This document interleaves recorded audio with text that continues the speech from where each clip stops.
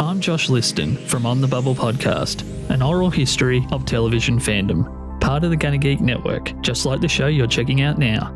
Shows on the network are individually owned and opinions expressed may not reflect others. Find other awesome geeky shows at GunnaGeekNetwork.com. Capes on the Couch podcast is for entertainment purposes only. Dr. Issues is a psychiatrist, but he is not your psychiatrist and does not have knowledge of your individual situation. For any personal mental health concerns, please consult your own healthcare providers. For medical emergencies, please call 911 or the designated number in your area immediately. Remember that you are not alone and help is out there.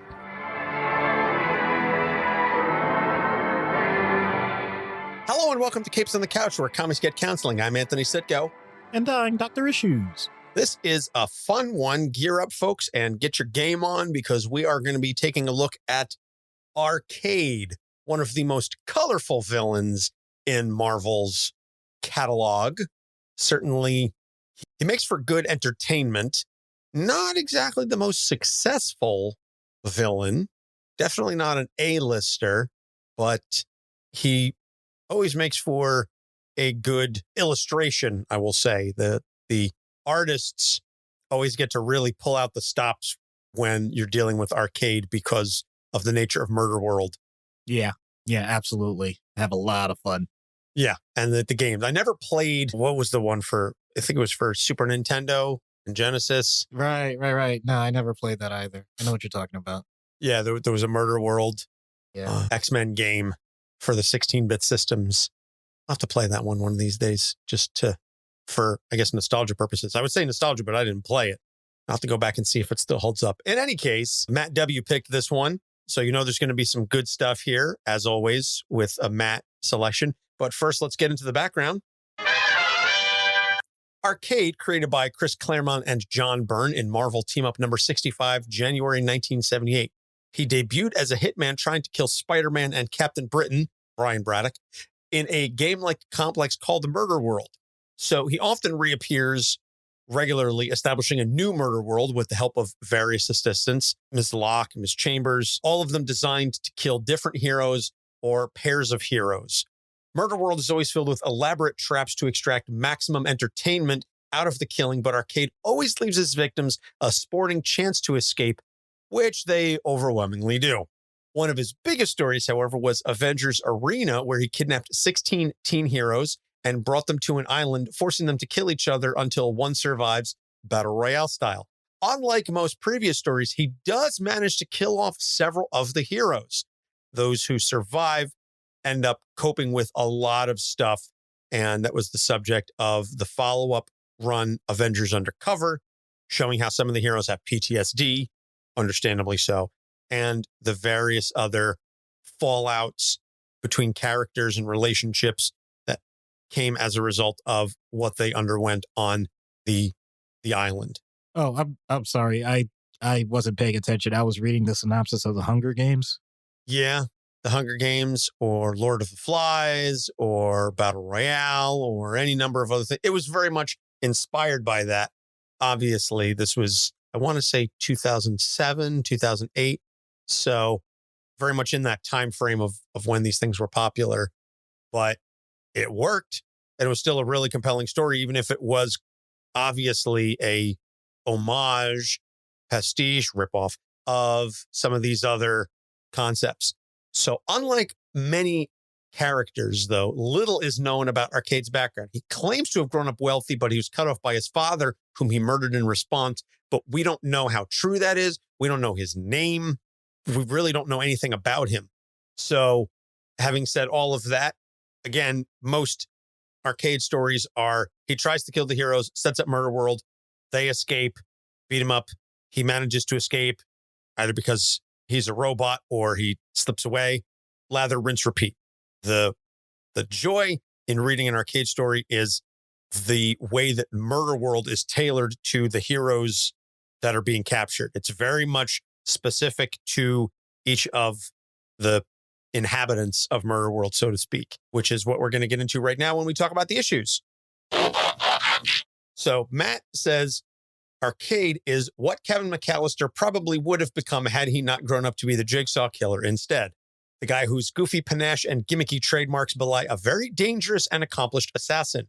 Arcade is one of those characters who's not even remotely a mystery in terms of its issues. So issue number 1, obsession with violence for the sake of entertainment. Think of the amount of work that goes into building the murder worlds we've seen in the comics, finding the physical space, laying the foundation for construction, the blueprints, the design, building a structure strong enough to withstand the impact of superpowered beings, meticulously engineering multiple complex mechanical, electrical, computer, and robotic systems that all have to work in tandem with one another. Countless quality assurance tests to make sure everything runs the way he intends them to. And he custom designs these giant death traps for every target. As an assassin, if his objective was just to kill, he could easily just use a 10-cent bullet. The sheer lengths that he goes to in order to carry out his hits are proof positive that it's not about the killing or the money he's being paid to kill for him. He really enjoys watching his targets struggle against his machinations and the entertainment level that the violence and mayhem provide him. So if we were talking about children of a young age, we would be talking about conduct disorder, things like that, where some of the traits that we look for are cruelty to animals, fire setting, testing of limits in general with whatever the rules are, and a total disregard for how people respond to your negative actions. So I don't know if Arcade had all of that exactly as a child, but doggone it, does he seem to fit if you put all that stuff together? Here's the part, though, that I think Matt is touching on, and maybe it wasn't even his intention, but I'll go ahead and I'll run with it. A person's personality traits, or even if they have a personality disorder, that doesn't necessarily define everything else about who they are, ironically, even though we call them personality disorders. So if someone, let's say, is antisocial or borderline or narcissistic or a combination of those things, that doesn't change perhaps their skill set with regards to how well they can complete tasks, how well they can learn a job, how well they can still do the things that other people do in any other sphere. So you can really end up with strange and unique combinations. And Arcade is a great example of that. This dude is a contractor and an engineer, basically, and does those things incredibly well. It just so happens that it dovetails with doing this other thing that is clearly a detriment to society and lethal. So how do you mix those two together? The answer is you really don't. You have to take them for what they are. So the fact that he puts his all effort and energy into it kind of reminds me of what I remember being told when we were reviewing psychoanalysis cases during my residency.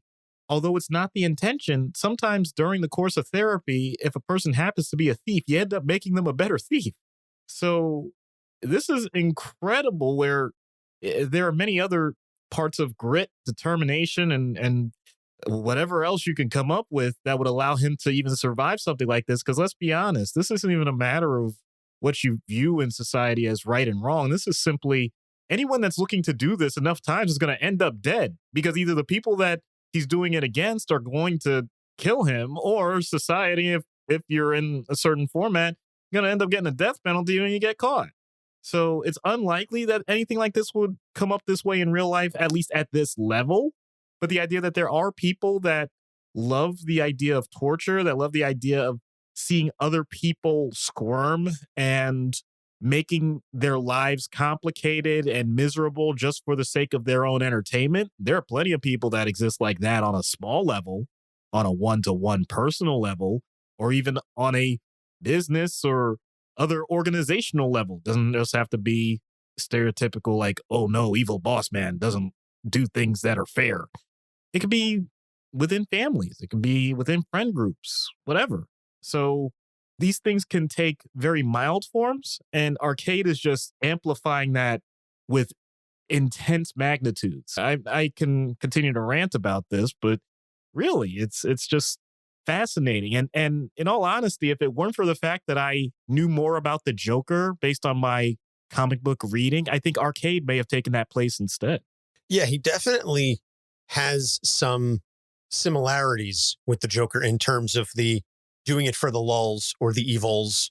But to your real world analog point, it is terrifying to think that there are people out there who would even come close to this, that might view arcade as something to aspire to. That level of sociopathic disconnect from humanity is sadly not something we really have to fantasize about. I think we're just fortunate that we haven't seen more people try to actively do this, or at the very least, if they try, they're caught before they're really successful. At least I would hope so. But I will move on. Speaking of the disassociation, that's the second point that Matt brings up, so it's a perfect segue. Disassociation with his actions. Much like the Jigsaw Killer, Arcade will never build a death trap that doesn't allow his victims a sporting chance to escape. Arcade has no philosophical motive towards making his targets appreciate their lives. However, he just doesn't think the game is any fun if the outcome is predetermined in advance. This does tend to cause him to overlook part of his own responsibility in what he's doing. It's not me killing these people, it's Murderworld. It's completely possible for them to win the game I've put them in. They're just not very good at it. Yeah, now see, it can apply to antisocial, but I think this is much more in the narcissistic realm. The idea is that your responses or your actions are purely based on what your anticipation is of what other people do. And they play more of a role than you do. So a great example that's well known, if you look it up, is if someone is caught shoplifting. Sometimes the person will say, well, I mean, it's not even hurting anyone. We're talking about a big nameless corporation, and they already bake shrinkage into their numbers. Shrinkage being the term for shoplifting in the industry. So their point is, I'm not harming anyone just because I'm breaking a law, which really messes things up if you take that too far, even on its most basic level. So you could see how that really gets extrapolated here. The idea that you're contracted to do something and you put all of this constructed effort into it, once it's done. And as creators, we have to be careful about this too. When we create something, sometimes we'll say, and I also admit this, that's something I put out there. So whatever anybody does with it, like, that's up to them. I can't control how things go from there. Like, well, no, you continue to have a certain level of responsibility when something is produced, even if it has unintended consequences. So in this case, they were intended consequences. It's not even like you can add that extra layer of buffer in terms of why a person would have one thought completely different from another thought. And yet Arcade shows that all the time. He also has been shown to be cold-blooded. I'm not even talking about the Murderworld stuff itself. He has killed workers who he thought were not either backstabbing him or just plain old not doing things the way he would appreciate them doing it. So he's not above being that petty. And yet, usually when he's doing it, if you see it, I looked at some panels, and by the way, let's make this clear for those who aren't familiar with Arcade. He looks like a regular dude. He just kind of either wears a bow tie or, just whatever. He's not meant to be super exaggerated. He can be flashy, but not to the point of what you would consider to be classic supervillain or whatever, for the most part. My point is, the times where he makes those types of decisions, he's shown a much different way usually. He's shown much more, not this frenetic, fun-loving guy, but much more of the ho-hum, yeah, this is just what has to be done sometimes, you're dead. It's a wide range, and it doesn't always match what you would expect, which I think also goes along with the idea of dissociation. Your emotions are not matching your actions. And for usual cases with him, it's more the idea, how can you find joy in so many people suffering? But once in a while, it's more like, how can you be so mundane about the fact that people are dying? Either way, it's really not cool. The most common human reaction to death is either the sense that it's wrong, or it's sad, or it's scary. He doesn't get any of that. So I think that's really the most disturbing part to him. Yeah, it's clinical for him that, I was hired to do a job and I have to do it. I'm going to do it a certain way with my own flair. But the killing isn't the part that bothers him. It's the planning. It's the rigmarole. That's the part that I guess frustrates him or that he's focused on. Not whether or not someone dies. That's incidental almost, or just an outcome It's the planning that annoys him, which is really messed up. And if he were perhaps a little better at it, then maybe he wouldn't have to worry so much about issue number 3 that Matt brings up, which is inferiority complex. As revealed in the Avengers Arena arc, Arcade has an extremely poor reputation among both the superhero and supervillain community. Although he has a sterling record killing run-of-the-mill targets, he has failed to kill every single superhero he's ever been contracted to assassinate. This causes him to suffer a deep depression when he finds out about it at his own birthday party, no less. And it's the 3rd or 4th issue of the arc where it cuts to him basically flashing back to his party. And he's like, they're all laughing at me. They all think I'm a joke. So I'm going to show them I'm not. And boy, howdy, does he manage to overcompensate, which is a topic we just recently discussed. Oh, yeah. Oh, yeah. In this case, though, it's definitely narcissistic injury. Just the idea that everything that you know about yourself, either someone points out is wrong or just greatly misinterpreted, or even if it's not misinterpreted, it's a much different magnitude than what you expected it to be. So you could think of yourself as being the absolute best in something, and yet other people around you don't see it that way. But more importantly, heaven forbid anyone shows you direct evidence that proves that your own perception of a situation is highly inaccurate to the data that is gathered at hand. That type of splash of cold water can really demoralize you. And the idea when it comes to the depression that's mentioned is that it's not just that you have not done something as well as you had hoped. It's what does it say about you? And Anthony hit the nail perfectly on the head with that description. You somehow are valuing yourself less because of your words and actions. And on the surface, that sounds like, well, that makes sense because you're a product, you're a summation of your words and actions, but not your inherent value. There is a huge difference there, and it can be subtle if you're not paying attention to yourself. The fact that you exist as a human being means that you're worthy of dignity and respect. Please remember that. Anything that happens above and beyond that may have huge impact on your interactions with others, on the consequences of said actions. And yes, there may be things that need to be improved, but that inherent value should still be there. And when that gets trampled upon, and once again, the only thing that really can trample upon it is yourself. I'm not talking about physically. I'm not talking about those other consequences. If you go to jail because you did something wrong, so be it.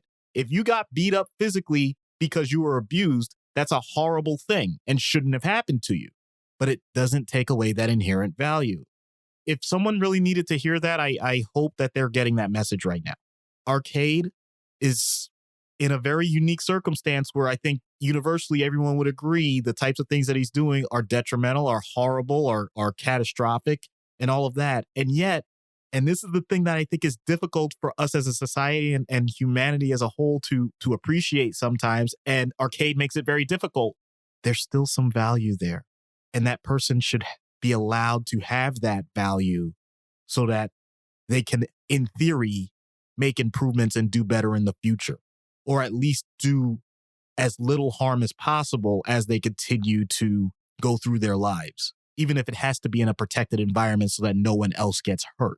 So all of this being said, what do you do if that value is in theory destroyed and you only know one way to act? You lash out. You have an intense level of anger. I know I've talked about depression being anger turned inward. Well, it's not a one-way street. It's not it's more like a revolving door. So that anger can go right back out towards everybody else. And that, when it happens, can have some really dire consequences. And that's what we see. Yes, I do absolutely agree that everybody has inherent value. It may not always come across in a productive way. And I think that's where there's a struggle with a lot of people. And even I think we all as individuals and collectively as society, we sometimes struggle with trying to find value in individuals who seem to only value tearing things down. Destruction is necessary in order to rebuild. And if focused towards a collective positive, I think you can really find some fantastic benefits from it.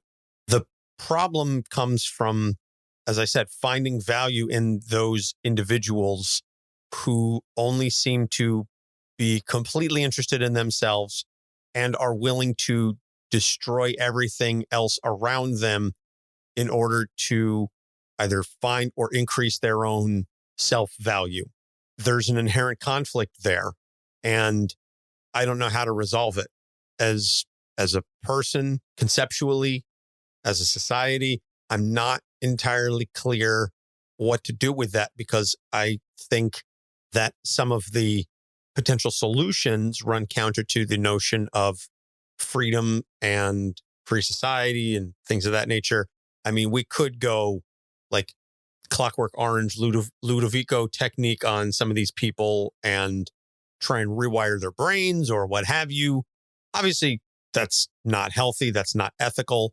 There's a whole host of other problems there. But how do you still maintain moving forward as a society, as a culture, as a planet, as a species, while allowing people like this to do what they do? It's the tolerance paradox. You cannot be tolerant of intolerance, or you end up with nothing and everything burns to the ground.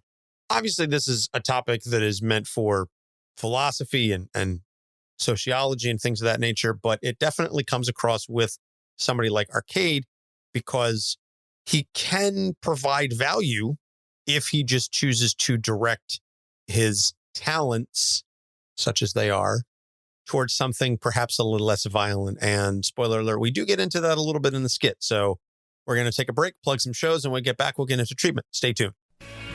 Hey, this is Ken M. Padawan J. Coach Duffy. From the Ocho Duro Parlay Hour podcast. Every week, the ODPH is talking sports, movies, TV, comics, and more. It's always a parlay of topics on each episode. You can find the ODPH on Apple Podcasts, Google Podcasts, iHeartRadio, Spotify, Stitcher, Podbean, and wherever you find great podcasts, such as the one you're listening to right now. Don't forget to check out OchoDuroParlayHour.com, where you can find the links to all of the ODPH social media accounts, links to the bands whose music you hear each week on the show, hashtag 607 podcast info, and parlay points, our companion blog section of the show. Thanks for listening to the ODPH. Now get back to your regularly scheduled podcast. Do you love movies and psychology? Do you want to know what it would be like if Batman was in your therapy office? Listen to our podcast, Popcorn Psychology. 3 therapists dissect blockbuster movies, available everywhere you find podcasts. Hello, I'm Chris Claremont. You're listening to Capes on the Couch. And we're back. So treatment.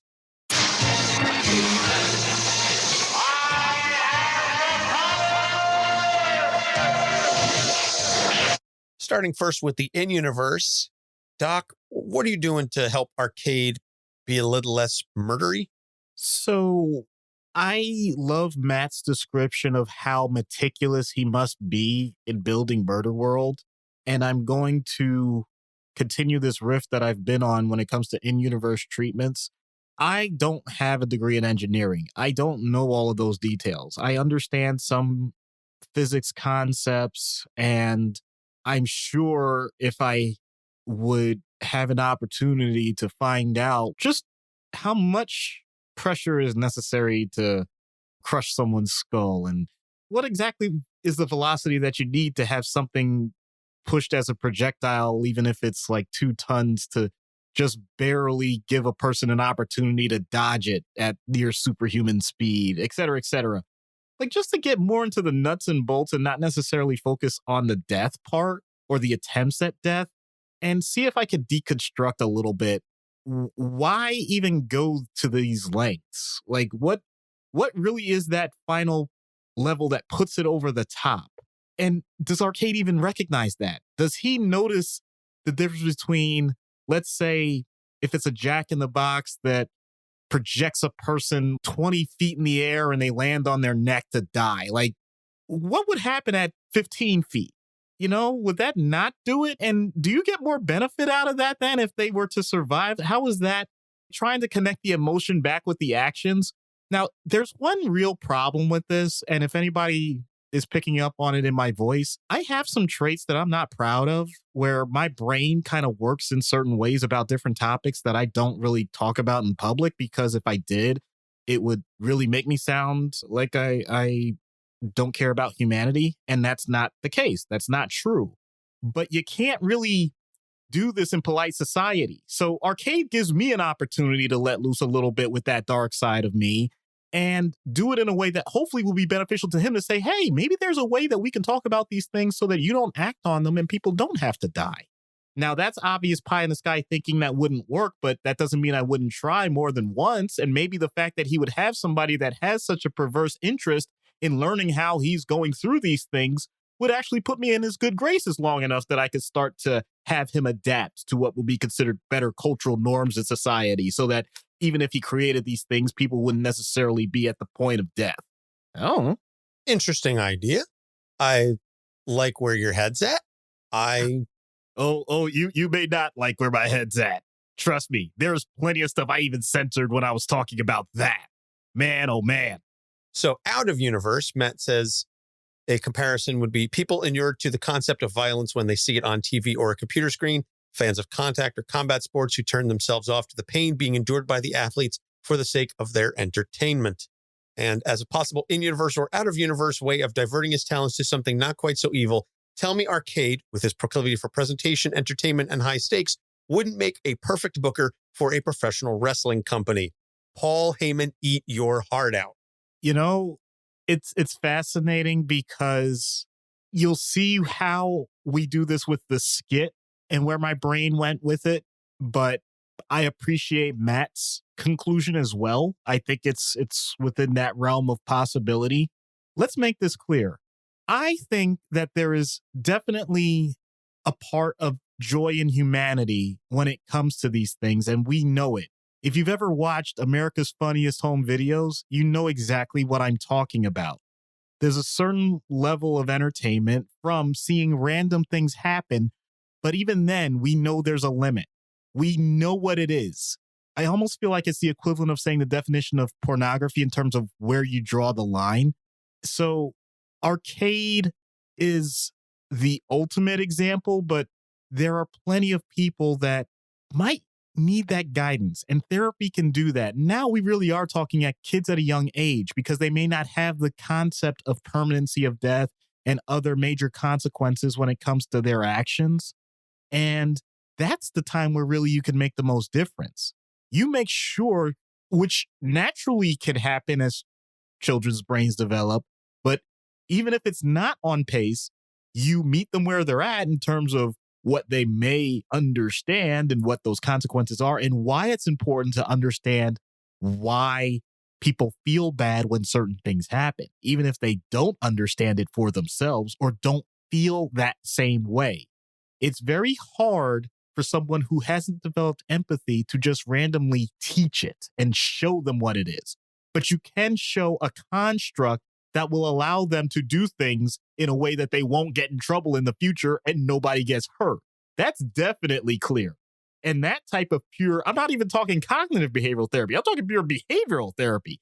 That sort of thing has been in existence for a long, long time because you'd rather do it that way than waiting till someone's in a jail cell, or whatever other consequence happens as a natural result. So it really is as basic as that. Being a role model, mirroring certain behaviors, emulating exactly what it is that's considered to be acceptable, getting your classic Skinner behavioral responses, and going from there. So it can be as basic as that. Now, once the person is an adult, and let's say you're past that point, as we've said, there are plenty of other avenues that a person can go through. Entertainment often is the way because at least people recognize part of entertainment is the unknown. We all love a good story, but we don't want to know all the details all the time. So the more that you can find variations on those details, then you can have a lot of fun. And stories are good because of conflict. And the idea that you have control over that conflict can be an amazing thing. So yes, wrestling is an example of that. Any type of storytelling. And here's the other thing. There is storytelling in the world. Are you a marketer, an advertiser? Are you a person that is willing to be a salesman? You're basically telling people, I'm taking my life energy, which really is another definition of what money can be. All of your work and effort in a way that can then be changed for goods and services? Are you willing to demonstrate to people just how important it is that they take a part of that life energy and put it into something that you consider to be important? There's lots of different ways that a person can start to manipulate these things in a way that's not harmful and actually can be beneficial. So I don't want to just stop there and saying we're trying to do the least amount of harm. Like, we actually can do good. So I think therapy is a wonderful way to have someone explore this. And there are also other ways that people can do this for their own in terms of self-assessment. What are your strengths and weaknesses, and what can you do with them so that you don't end up killing people? Is that really that high a bar to set? Yeah. Modeling empathy is so important as a parent. I mean, I'm just looking at it from that perspective, never mind as a society. But just with my own kids, trying to explain to them why certain things are or are not acceptable, and tying it back to this notion of, very simply, it's the golden rule. Would you like this if it happened to you? No. Okay. Then maybe let's not do this to other people. Telling my son, you can't just go around doing things to your baby sister because she's not going to like it very much. And would you like it if someone did this to you? No. And that's where, at least, in his 4-year-old brain, he goes, oh, it clicks, because it really is that simple. But you have to make the connection logical. It has to be a direct and logical and causal connection between A and B. You can't just say, if you do this, I'm going to punish you in some way that's not related to whatever. If you do this, I'm going to take away your toys. If you hit her, you can't play video games, because there's no connection. There's no relation to that. If you throw the toys all over the house, then they're going to break and you're not going to be able to play with them anymore. That he understands. If you hit her, then she's going to get upset and cry, and you wouldn't like that if someone did it to you. Then he gets it. Again, he's a child, he's 4 years old, so he's not always necessarily going to be able to do everything because he's still emotionally mature. He's 4 years old, but you do the work now so that when he's older and less impulsive and more mature, he has a foundation of understanding. I think that a lot of problems with people that lack empathy are because they didn't have good enough role models for that kind of empathetic behavior when they were growing up. And it's very much for children a case of, if you don't see it, I don't want to say you can't be it, but it's really hard to become what you can't see. And so that falls on all of us to help the next generation, whether it's our children, the children that are adjacent to us, nieces, nephews, what have yous, or even just kids that we see and encounter. Something I read recently was, be the person that you needed in your life when you were younger. And that kind of really resonates. And Arcade never had that because he grew up. I mean, we didn't really talk about this in the issues, but we didn't talk about the fact that he grew up very wealthy with a very detached family, and his dad cut him off. Assuming we take what little of his backstory we know at his word, his dad cut him off. So he probably didn't have the most supportive family growing up.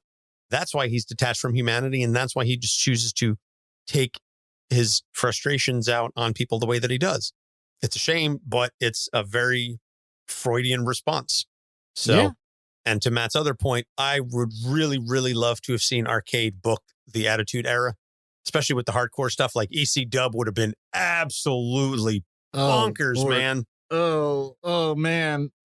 Honestly, in terms of like don't kill or whatever, but oh man, I'm really trying to think of which pay-per-view it was. I think it was a Backlash pay-per-view, but it was basically just this insane overbooked, like, I still think one of the best moments ever of, I'm trying to think of all the people that were involved in it. It was definitely The Rock, Stone Cold, Triple H.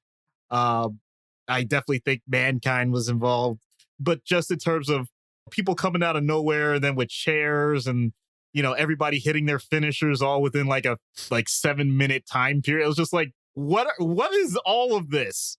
Like, who really thinks that this is the way things should go? And I love it. So anyway, I know that's way off tangent, but I want to see him book like ECW Barely Legal 1997. Like give me. Oh my God, I forgot. You got access to New Jack? Oh no.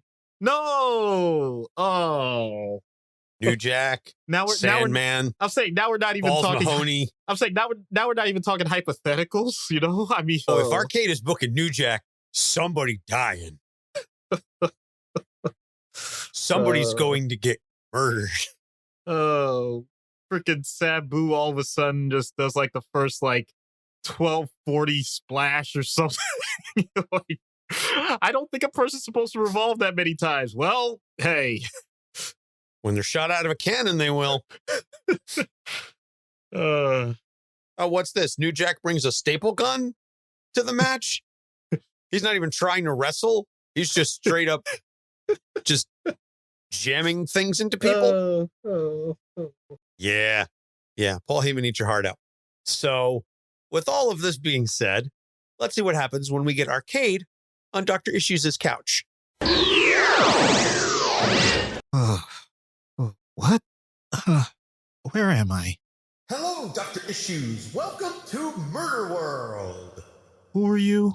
I'm your friendly host, Arcade. You remember your stay here for the rest of your life. Unfortunately for you, that'll be, about 5 more minutes. What? You won't get away with this. As soon as I call... Call whom? With what? You have no phone, no technology, no nothing. Let's face it, Doc, you're lonelier than a pimple-faced teen on prom night. But it's not all bad news. Let me give you the rundown on exactly what's going to happen. You've got precisely 5 minutes to find the door that leads to your freedom, or this whole place will explode with the force of a hydrogen bomb, sending your atoms back into the oblivion from whence they came. Why do I have a feeling you're not exactly being honest with me? What would I have to gain from lying? You find the door, you walk away free. On my honor. No, all offense intended, that's not exactly encouraging. What's the catch? Fair enough, good sir. Now, if you walk through the door, you're free. Getting to the door, however, I make no promises. Oh, and your clock starts now. Okay, I think I see something in this wooded area. Whoa! Ha! Here's your first test. Sure, there's a doorway just a few feet away. If only the ground, walls, and ceiling wasn't covered with arthropods, bugs, and more legs than the Rockettes' Christmas Spectacular. Yeesh. Oh, that's right. I forgot you're terrified of bugs. Joke's on you. I'm not scared of bugs anymore. And I made it through the door with plenty of time. Oh, man. All right, fine. You made it through that one. But here's your next challenge. Public speaking. All you have to do is recite the Hippocratic Oath in front of this crowd of strangers and TV cameras. And it's such a shame I forgot to have a copy printed out for you in advance. Clock's ticking and all that. Well, I guess you'll just have to... All right, let's do this. I do solemnly swear by that which I hold most sacred that I will be loyal to the profession of medicine and just and generous to its members. I will lead my life and practice my art in uprightness and honor, and unto whoever house I enter, I shall be for the good of the sick to the utmost of my power, holding myself apart from corruption, from tempting, from vice. I will exercise my art solely for the cure of my patients, and I'll perform no operation for criminal purpose, even if solicited. All right, hurry up and get to the finish so you can just die. But I didn't... God, you didn't stumble at all. Yeah, that's all right. Sorry, I'm not worried though, because there's no way you're going to make it through this last trap. Besides, you've only got about 30 seconds left, and you're not going to be able to solve this math problem right here. So the limit does not exist. I really thought I was going to do it this time. I did my research. I found out what you were afraid of, and then the math thing. I mean, like, who can do differential calculus in their head like that? You got some old data, man. I haven't been scared of bugs in years. Public speaking, dude, I've done plenty of speeches, and I host a podcast. And the math thing, did you do all that just for a Mean Girls reference? I gotta be honest, this wasn't my best work. I don't have my usual resources. I put a lot into Bitcoin, and whatever wasn't cash I had in Silicon Valley Bank. This kind of got slapped together. Yeah, I can tell. My question is why? Well, ever since I knocked off those teens, I was riding high for a while. Then things came crashing down, and I needed another big win. I thought taking out the psychiatrist to the Cape community would put me back on top. But why do you have to be back on top? Do you realize the level of engineering and coordination it takes to set something up like this? You have an understanding of logistics and detail most people could only dream of. If you stop trying to focus on killing people and, pivoted towards a legitimate business, you could be the best in the field at that. But where's the challenge? The sport and watching someone try to figure out if they'll live, the adrenaline rush that you get seeing a person's head explode like a balloon. Without that, it's all just blueprints and greenbacks. There's more to life than money. Surely you can appreciate that.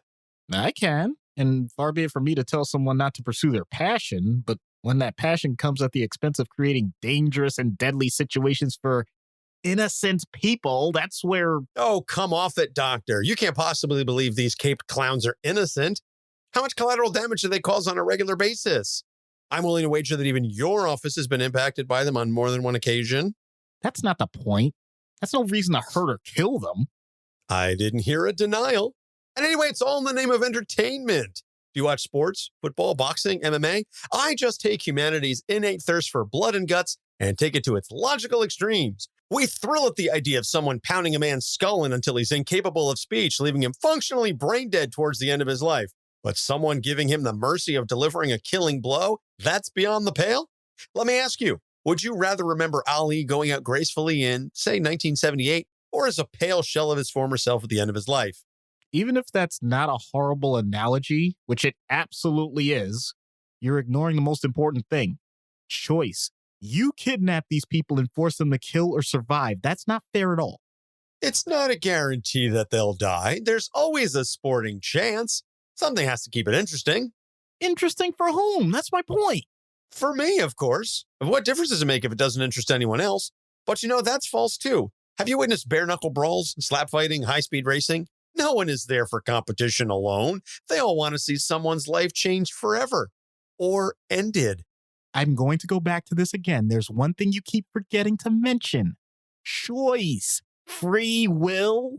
It's obvious that you want complete control and you want violence. That's a terrible combination. We are made to compete. It's our nature. And we are destined to die. I make sure these happen at peak performance value. Then what's the difference between a game and... A game. That's it. A game. What are you getting at? Ever seen Wipeout? Most Extreme Elimination Challenge, Ninja Warrior. Those are all voluntary shows with some brutal consequences, but people consider them to be in poor taste, not horrific. And so... Look, with what you do, you could outplan all of those contraptions. I'm sure of it. But you're so stuck on one note that you're limiting your creativity. It's death or nothing for you. That actually sounds dull. So you mean permanent disfigurement? Broader. How about temporary embarrassment? Self-doubt leading to self-actualization. Impossible mortal feats being made possible to the non-cape community. Well, necromancy is where I draw the line. Anyway, my point is, do you think you could create a course so devious that no one could solve it and still not die? There's a lot coming from me, but you are an absolute madman. Do you know that? Well, I'm sure it would have the backing of several major networks worth billions of dollars to the inventor and producer, which would allow you to create even more things in the future. My world is spinning right now. This is all absurd. You don't put people through trials and torture just to watch them succeed. Is it really that much worse than putting them through trials to die and they still succeed? Perhaps not. We'll just have to agree to disagree then. Wait, that's all? Like, no extra ranting, no threats to kill me or something? Like, that's it, just let me go? I gave you my word. You're not an interesting target anyway. You have no abilities, no talent, and it's obvious you don't do much for patients besides giving them guilt trips. Oh, that's a low blow. Compared to some of the things you said about me, I think we're even. So, no hard feelings. Shake on it? You serious right now? Always find ways to be serious when you're having fun, Doctor. All right.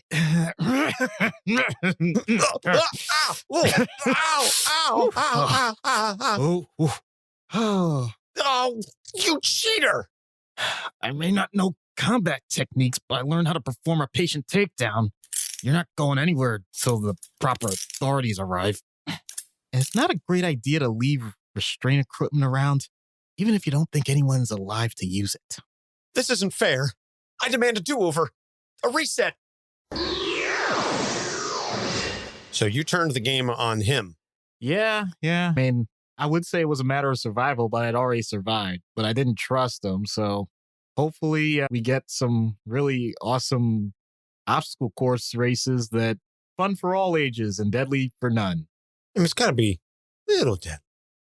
Not death deadly, but just a little dangerous. Of course. So recommended reading is Avengers Arena. It is a great story, even if it is a clear pastiche of the Battle Royale, Hunger Games, Lord of the Flies, etc. Still a good story. And it does a lot with some of the lesser known, lower tiered characters. And I'm not saying that as an insult. It's just a fact of the matter that Metal and Hazmat, not really the top tier names. I think the biggest name involved there is probably Nico from the Runaways. So definitely check that out. Upcoming episodes, then, we've got Jonah Hex, Mr. Sinister, and a Creators on the Couch interview with Jeremy Whitley and Bree Indigo, the creators of the upcoming Dog Night OGN. We had a lot of fun talking to them. Good interview. And I'm definitely looking forward to getting my hands on the Dog Night story. So as always, you can find all of our episodes on our website, capesonthecouch.com. We are on Facebook, Instagram, Twitter, and TikTok at Capes on the Couch. You can also find us at the Gonna Geek Network. We are proud members of the Gonna Geek Network. Go to GonnaGeekNetwork.com and listen to other fantastic shows like Better Podcasting or Adventures in Aurelia, where you can check out things that are not comic book related, but still worthy of your time and attention. And if you listen to us on a platform that allows you to like, rate, and subscribe and review, please do so. If you leave us a review, email us at capesonthecouch@gmail.com with a screenshot of the review and your address, and we'll send you a sticker as a way to say thank you. So, as always, we appreciate our fans sharing and spreading the love. Doc. Sometimes, have to admit, it's all about the game and how you play it. It's all about control and if you can take it. It's all about your debt and if you can pay it. It's all about pain and who's gonna make it. I'm not doing the whole song. Because first off, you'd have to like tilt the microphone up above your head. And I know, I am not. No, I'm sorry. I am not doing that. Lemmy route. No way. Lemmy is God. Oof. Rest in peace to a legend. For Doc Issues, I'm Anthony Sitko saying thanks for listening. We'll see you next week. Capes on the Couch podcast is for entertainment purposes only. Dr. Issues is a psychiatrist, but he is not your psychiatrist and does not have knowledge of your individual situation. For any personal mental health concerns, please consult your own healthcare providers. For medical emergencies, please call 911 or the designated number in your area immediately. Remember that you are not alone and help is out there.